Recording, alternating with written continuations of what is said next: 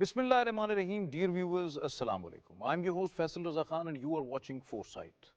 Viewers, Pakistan has been battling a resurgence of terrorism in its western border regions since Taliban's 2021 return to power in Afghanistan. According to the United Nations Security Council report back in July 2024, beside 23 terrorist organizations, there are more than 6,500 TTP or Fitna al-Kharij terrorists residing or having refuge at the Afghan soil. UN report also said that the Taliban do not conceive TTP or Fitna al-Kharij as a terrorist group. And now, just recently, Afghan Interim Information Minister Khairullah Khairkhwah not only stamped but admitted that TTP terrorists are their friends, guests, or the refugees, and they are continued to host them. Recently, the Prime Minister Shehbaz Sharif expressed that unfortunately the TTP or Fitna al-Kharij continues to operate from Afghanistan and killing innocent people inside Pakistan, which is unacceptable in any circumstances, and this cannot go on. Afghans must rein in TTP or Fitna al-Kharij, and this constitutes a red line for us. Pakistan's envoy to Afghanistan, Ambassador Mohammad Sadiq, just visited Kabul, met with the Afghan interim leadership and conveyed them the clear message about Pakistan's concerns regarding TTP or Fitna al-Kharij, and also aiding and giving refuge to the Baloch terrorist organizations there at Afghan soil. You definitely have gone through and listened the Director General Inter-Services Public Relations ISPR, Lieutenant General Ahmad Sharif Chowdhury's recent press conference, in which he clearly depicted that in different clashes with the security forces, more than 925 terrorists were killed. Out of them, 73 were the high-value targets, and 27 were the Afghan fighters and suicide bombers. Now, this clearly depicts that how intense and how much the terrorist organizations are operating from Afghanistan, particularly just adjacent to the Pak-Afghan border, to inflict terrorism upon Pakistan. DGISPR warned that the status quo was no more acceptable. He categorically said that Afghanistan will have to choose its bilateral relations with Pakistan over Fitna al-Kharij or TTP. Just listen what exactly he said during his presser on 27th of December 2024. Afghanistan जो है वो हमारा बरादर पड़ोसी इस्लामी मुल्क है और हम उसकी खुद मुख्तारी का मुकम्मल एहतराम करते हैं, लेकिन हम ये चाहते हैं कि वो ख्वारजियों को और दहशतगर्दों को पाकिस्तान पर फौकियत ना दे। आर्मी चीफ इस बारे में वाज़ेह तौर पर कह चुके हैं कि एक पाकिस्तानी की जान और हिफाजत अफगानिस्तान पर मुकद्दम है।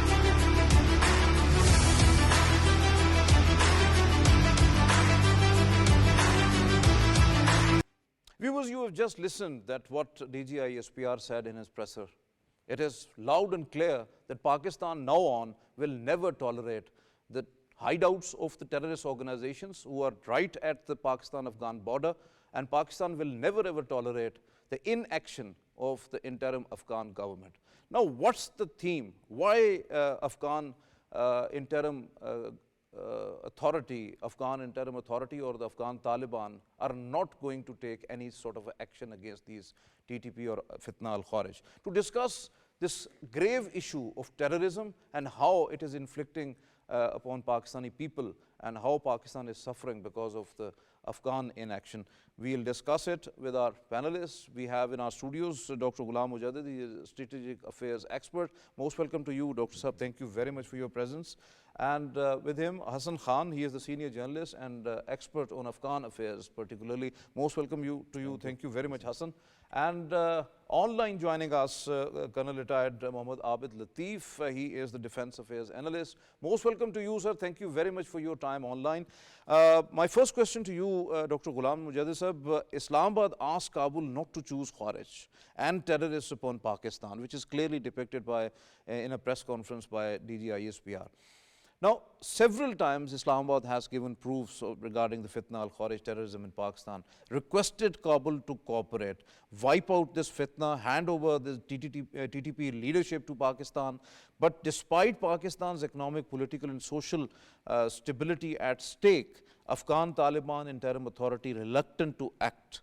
Why Kabul not ready to understand what Pakistan really asks time and again? Well, there are deep historical causes, reasons for that.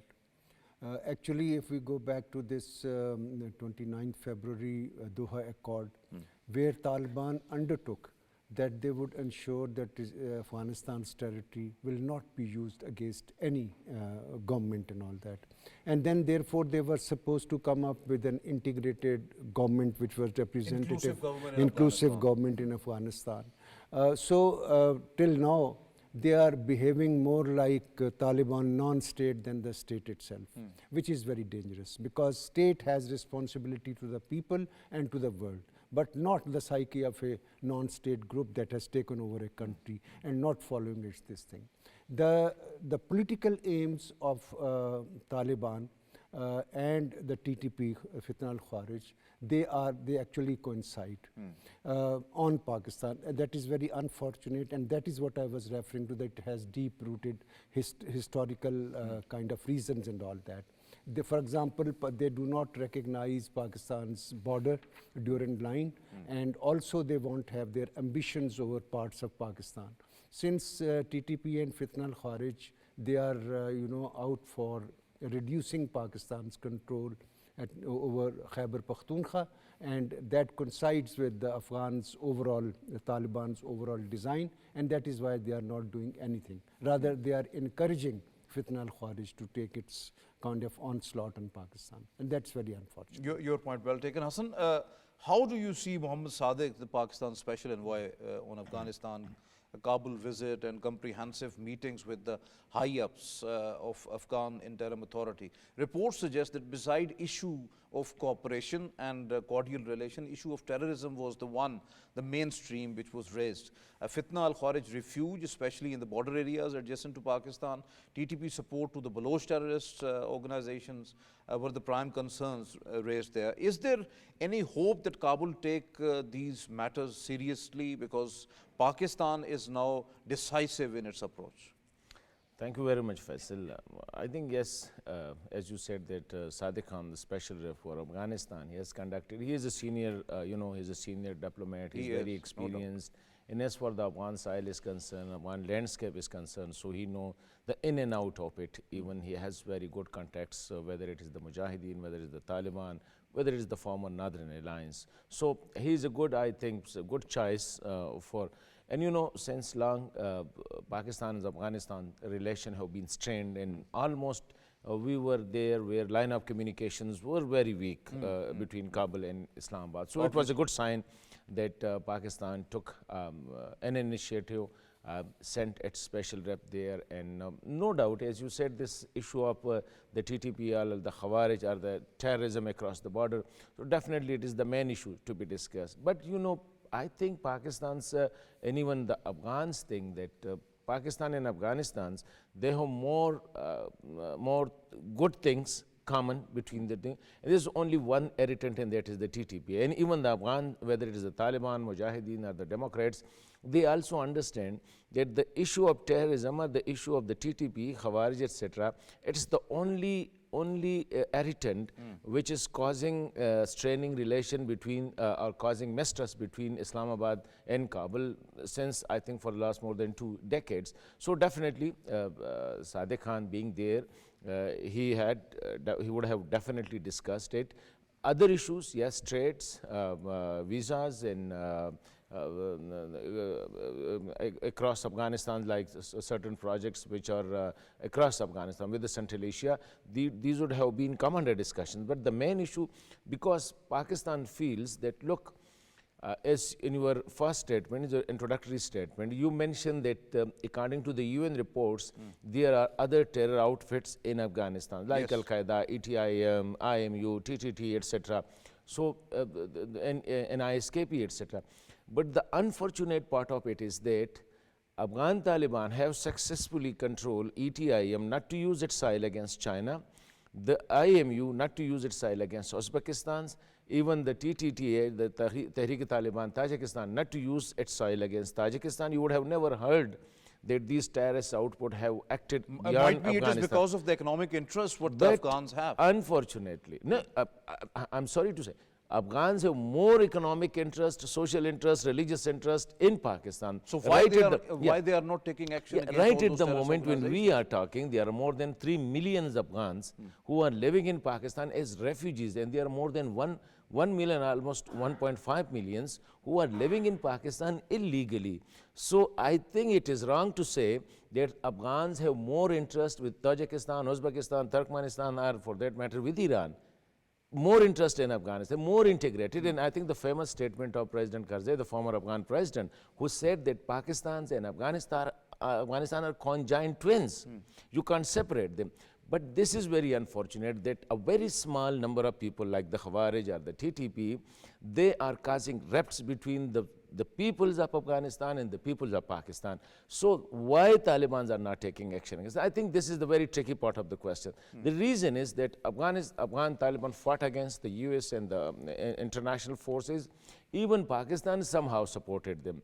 But unfortunately, the support which was extended to them, especially to the Haqqani network by the TTP, it is more close to So their it means heart that instead what, of the what Pakistani uh, leadership is saying that Afghanistan has to choose the relations with Pakistan over Fitna al-Khawarij or TTP. They are right, and the status quo is no more acceptable now. So this is very loud and clear that either the Kabul has to choose either you have to TTP choose between the terrorists or, and the relations with Pakistan. yeah. This is very clear, really.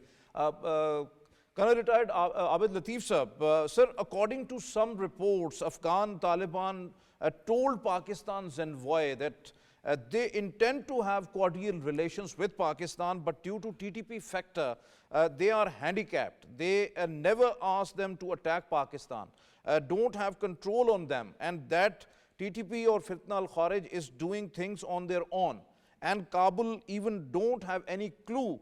So if everything is like that and they are totally handicapped and they don't know what is happening, then from where Fitna al-Khawarij or the TTP getting the latest US weapons, and how come that Afghan Taliban are so innocent that they don't know nothing? Yeah, I think there are many nuances attached to this problem. It is not possible because their different ministers are, since last few days, are giving statements on the issue, and rather they have coded threats in that. And on the other hand, they are saying that they have no control on TTP. Actually, over a period of time, as Hassan Saab was also mentioning, that first of all, that they have taken the definition of border wrong, in a way that they take that Durand line is not a border, it's a frontier, which should have very sort of flexible controls like it was there since centuries.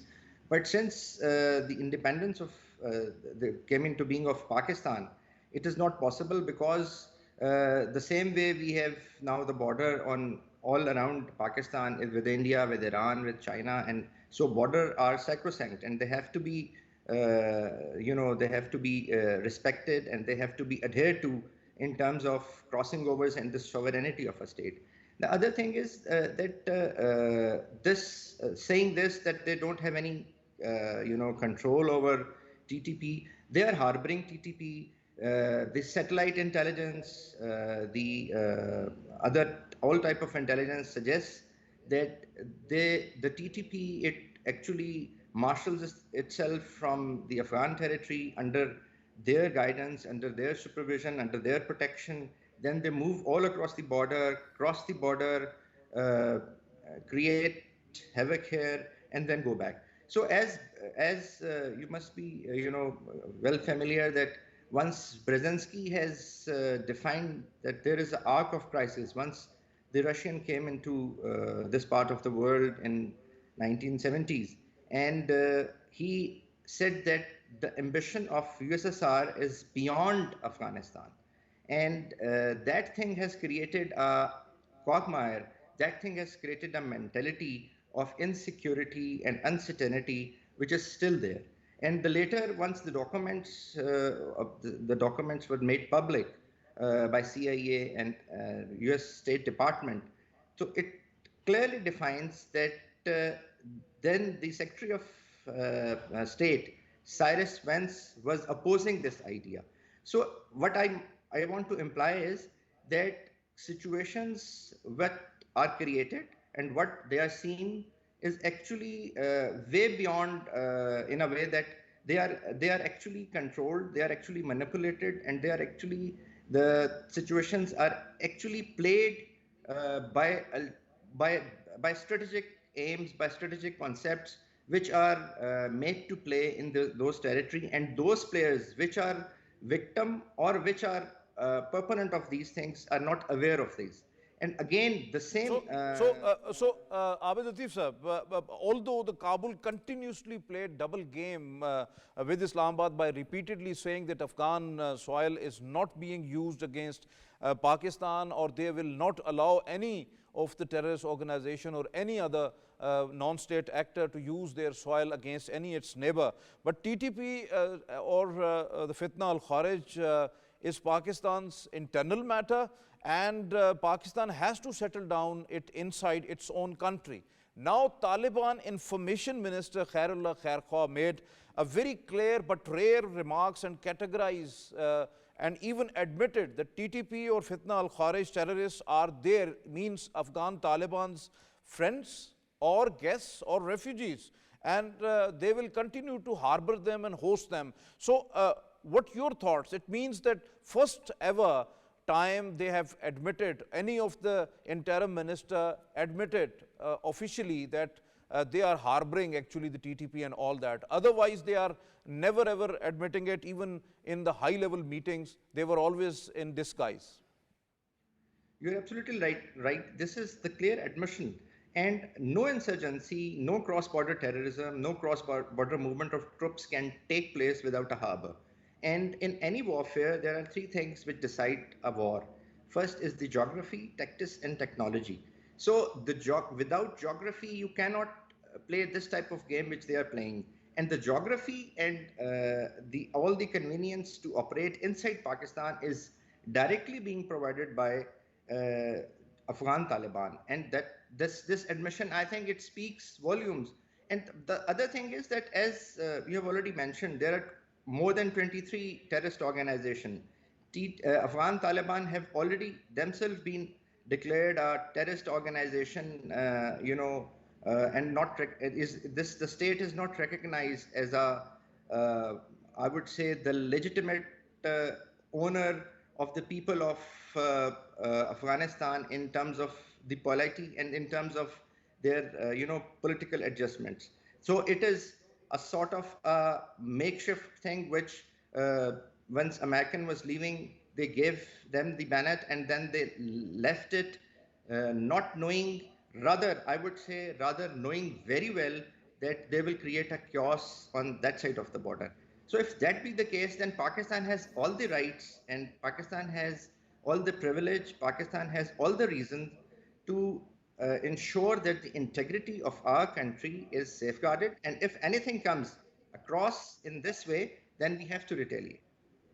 Definitely, you are absolutely right on that account. Your point well taken. Dr. Ghulam Mujaddid sir, according to available evidences which the DGISPR unveiled before during the press conference, he said that at least around 60,000 of the intelligence-based operations done, 925 terrorists were killed, 73 were the high-value targets, 27 of the fighters or the suicide bombers were Afghans. And obviously, these killed Afghan nationals were supporters of their friends, guests, or the refugees from Pakistan, means the TTP, who are actually categorized as a terrorist and the TTP as a terrorist organization, the Fitna al-Kharij in Pakistan and across the world. Even United Nations designated them the terrorists. But friends, guests or refugees for Kabul, who killed innocent people across Pakistan and took refuge at the Afghan soil? I think they were TTP people. There is no doubt about that.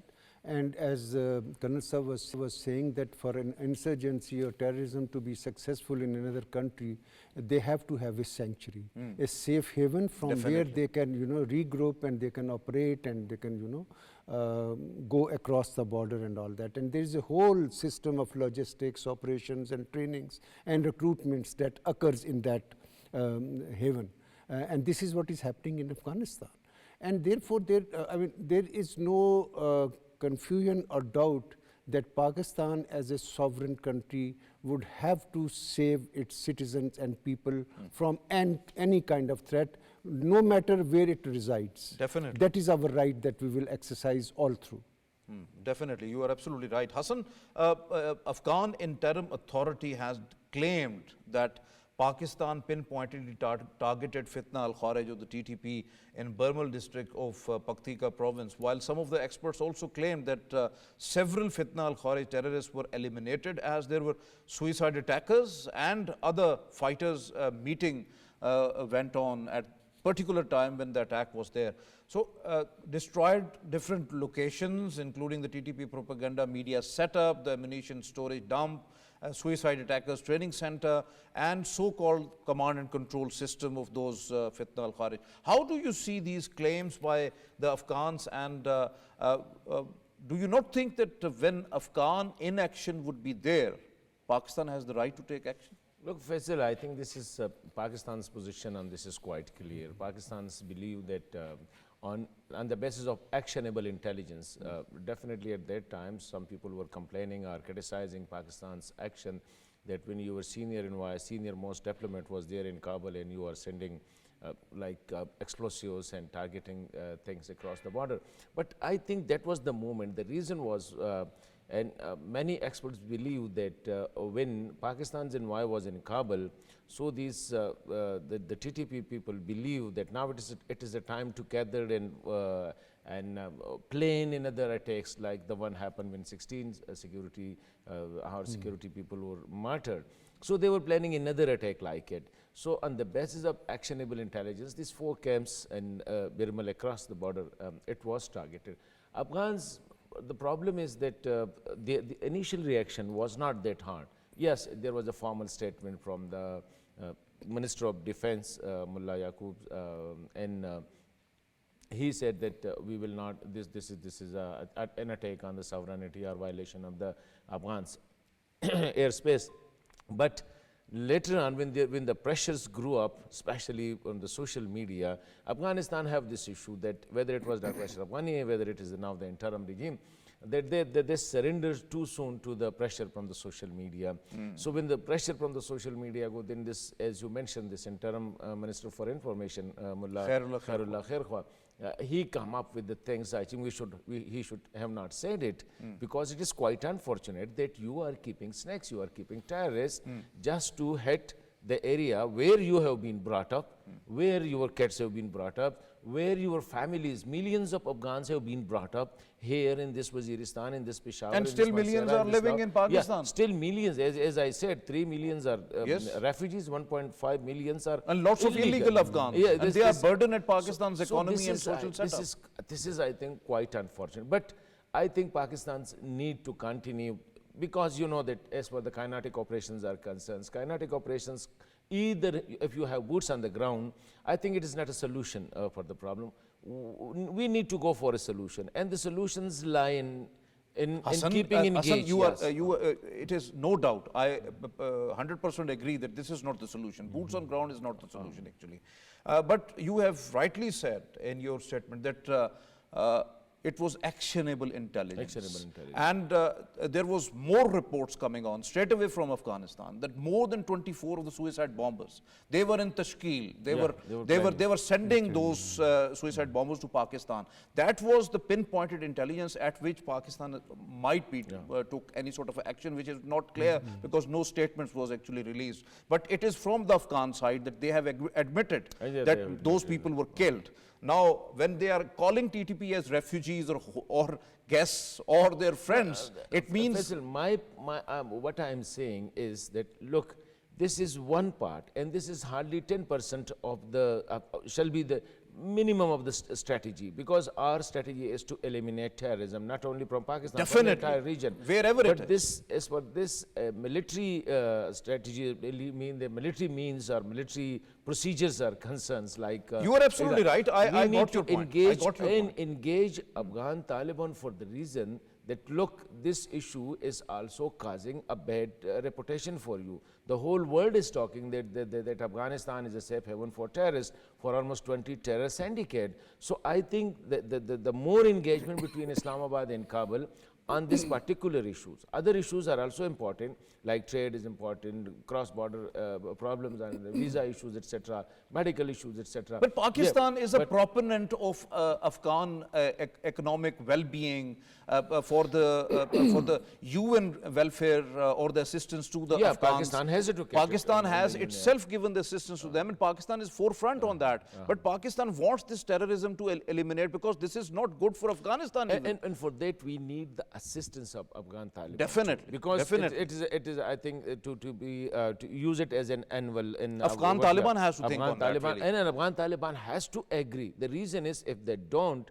so like their first the Amarat Islami one, I think the way they have lost, they have to learn lessons from the past. That is very important. They shall have learned it. Your point well taken. Colonel Abid Latif Sahab, after the continuous blame game from Afghan side, now temporarily the dust getting settled down with having diplomatic communication between Islamabad and Kabul, and why Afghans in support of TTP or Fitna al-Kharij attacked Pakistani posts at Pak-Afghan border, and especially making excuse of so-called air strikes or like that. Though the matter made complicated by Kabul itself, though through supporting Fitna al-Kharij or TTP, why not to take stern action against terrorist elements, rather supporting them and rather making excuses?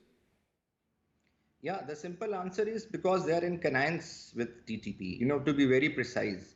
And as you were saying that, very rightly said, that we have to eliminate the terrorist and the terrorism, but we have to win over the people of Afghanistan. We had been a very good host for about 4 or 5 decades.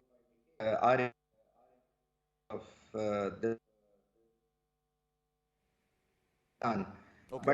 I think we have not invested into their land. I mean, we could have, we should have a winning heart and mind policy, meaning thereby the best winning heart and mind policy is the economic activity. We should have been, engaging Afghan people, improving their agriculture, improving their industry, people-to-people contact. So the flow was only one way, the migrants coming from Afghanistan to this side of the border, and then after, staying here for maybe 10, 20, 30 years, going back, and then going and coming forth time and again.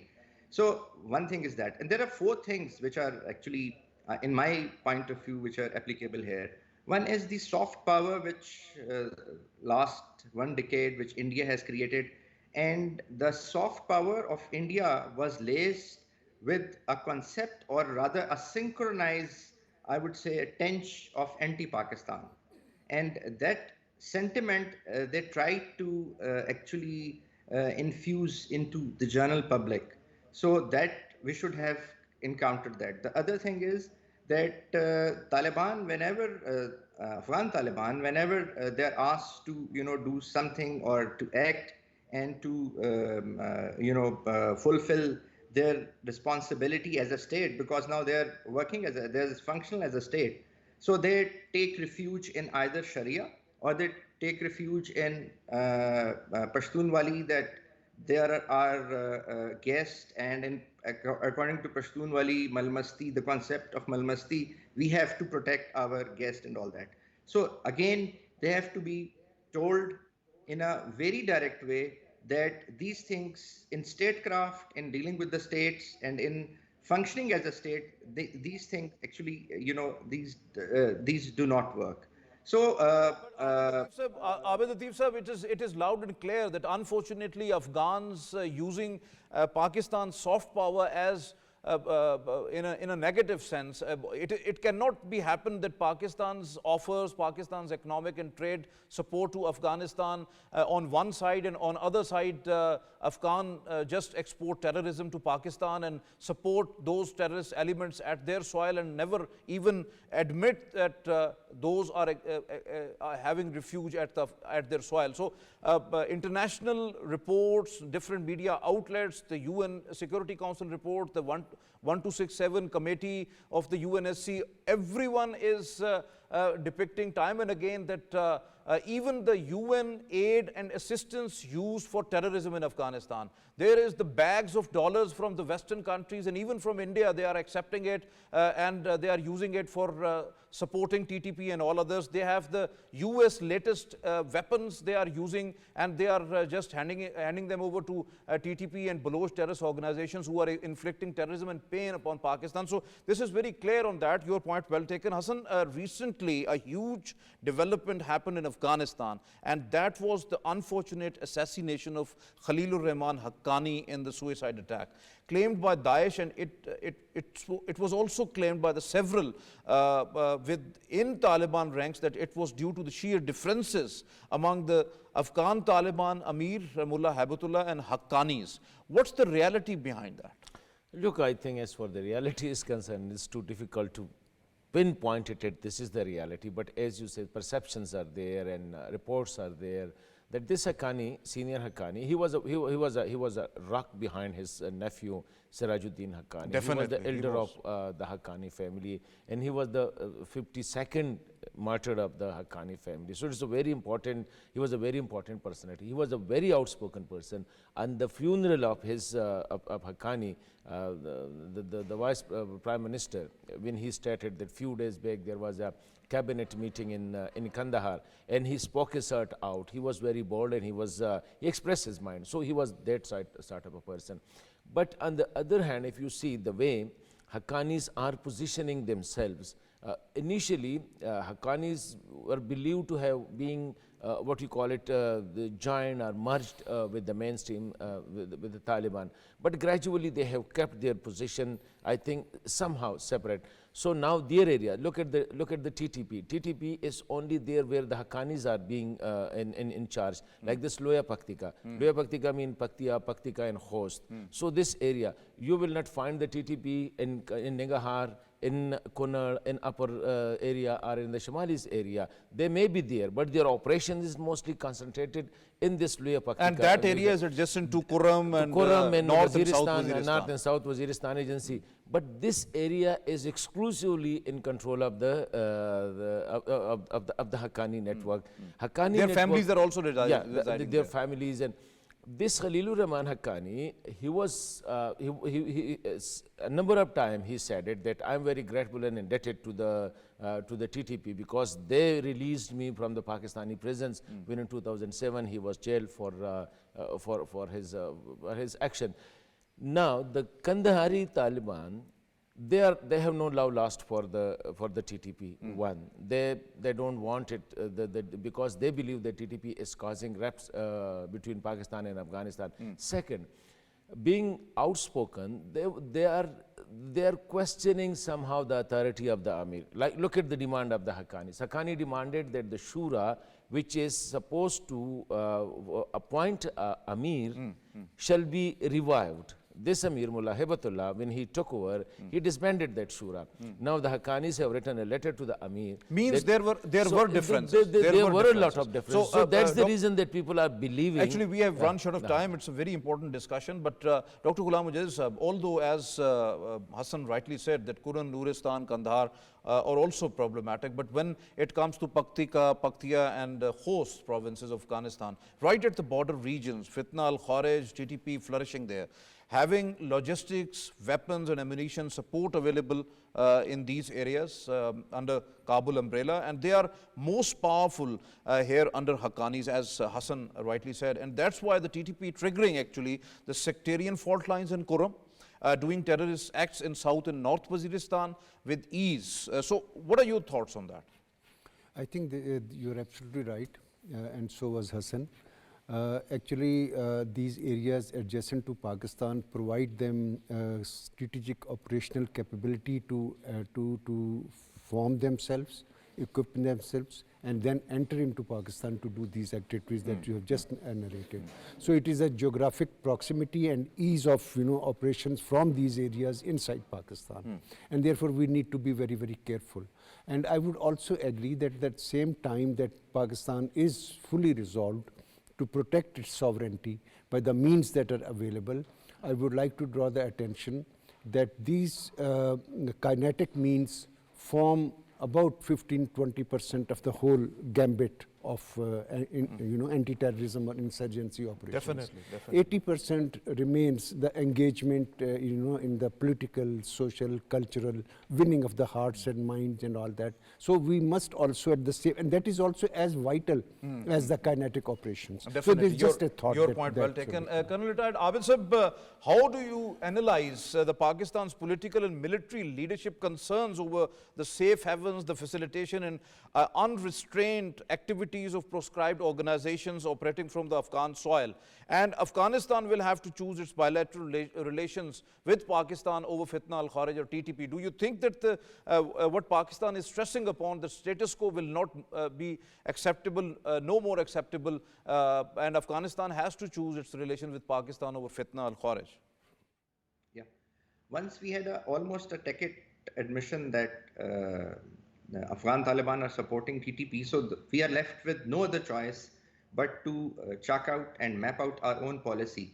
And for that, I would say that as in 2006, once Israel, because in military history you give military examples because those are very vital to even modify your plans and everything. And in 2006, once they crossed over into Lebanon and had a fight there, and then they had to withdraw. So they came to a conclusion that they had very less human intelligence. And since then, Israeli army developed their unit 8200. They developed a very extreme type of, or I would say a very elaborate sort of a setup in which they penetrated into the Hezbollah and every cadre of Hezbollah. So that type of human intelligence is now very necessary. We should have target portfolios, and those target portfolios, those who are there in the harbors and in those sanctuaries and in those safe havens, they have to be eliminated through non-conventional means. And then the people who are crossing over to Pakistan are again have to be engaged, and in our side of the border, the kinetic operations to eliminate TTP, we have no other choice but continuing doing that. So it is going to be a three-pronged type of a thing. Right, that we should have to use some sort of a preemptive strikes if wherever we want, because wherever it's necessary, because according to any sort of actionable intelligence, we have to act upon very swiftly, and we have to do it, because otherwise if the Afghan interim authority is not going to take decisive action against any sort of a terrorist organization. Dr. Ghulam, Mujaddid Sahib, very short, very brief. What do you think about the clear-cut Afghan policy in all terms regarding trade, economy, defense, military, and regarding terrorism? We have to come up with this clear-cut policy. And the second is that what about the Afghan refugees in Pakistan? Yes, I think the Afghan refugees in Pakistan must be in an orderly manner sent back to their country, because apparently their country is now stable. I mean, from that aspect. Regarding the Afghan... And they're getting dollars in bags, really. Exactly. And I think they should go back so that, Pakistan gets relieved of the huge burden that we are suffering for the last about more than 40 years. It's not a matter of 10, 20 years, more Definitely, than 40 years. it is. Second, about the Afghan policy, we have to have a comprehensive Afghan policy. That means it has to be at the political level, it has to be at the social and cultural level. Actually, as Karzai said, that the two states are, they are adjoined, they are adjoined at birth or something. So we are already, we overlap so many things between us. And it should not be only a policy that looks after, and we are very capable of looking after our security interests with the means that we have available. MashaAllah, we have everything. But Definitely. it should be a messaging policy, a policy that takes into account the political, social, cultural, and economic kind of considerations. Obviously, you are absolutely right. Hassan, what about this counter-terrorism Azme-Istehkam strategy?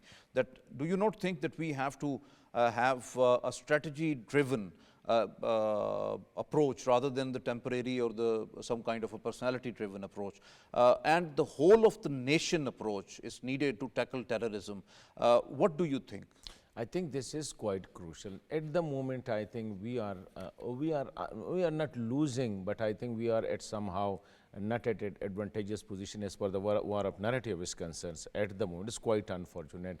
You look at even some of our political leaders or some of political parties, instead of looking at the situation, the emerging situation in Khyber Pakhtunkhwa, it has almost been falling into the hands of, as in the initial statement Dr. Saab has mentioned, into the hands of the terrorists. But despite that, they are doing politics on it. So it means that we are not one as far our fight against the terrorism is concerned. Look at the way we are ridiculing our own institutions, even on social media. This is quite unfortunate. Really. So if you go for an Azme-Istehkam's like operation, so it means that the entire operation, the whole of the nation, the whole nation shall be on one point, and that is to eliminate terrorism, to eliminate extremism, and these kinds of things. But for that, I think there need to be a lot of homework. At the moment, it's quite unfortunate that we are divided, and we have sympathizers even in the Western dishes, in the West, the Western educated sympathizers. We have to think about and we have to act as a nation because in every aspect, particularly against terrorism. Otherwise, I think God may forbid, I think we are going to be the loser. Definitely. You are absolutely right. Thank you very much, Hassan, for your presence here. Thank you very much, Dr. Ghulam Mujaddid sir. And thank you very much, Colonel Retired Abid Latif sir, for your presence online and very candid views. Viewers, as you have just listened to our panel, it is loud and clear, as the DG ISPR earlier said, that whole of the nation actually fight terrorism and the military fight terrorists. And we have to act like as a whole of the nation approach. That is very important. And we all have to be one at one stage to counter these terrorists who are infiltrating unfortunately, from Afghan side. And Afghanistan has to take action. And if not, then Pakistan has to act upon wherever, whenever necessary, upon all those actionable intelligence. And those preemptive strikes are inevitable now, because earlier Pakistan was having constraint, and Pakistan was waiting for the action from the Kabul Interim Authority. But unfortunately, that is not there.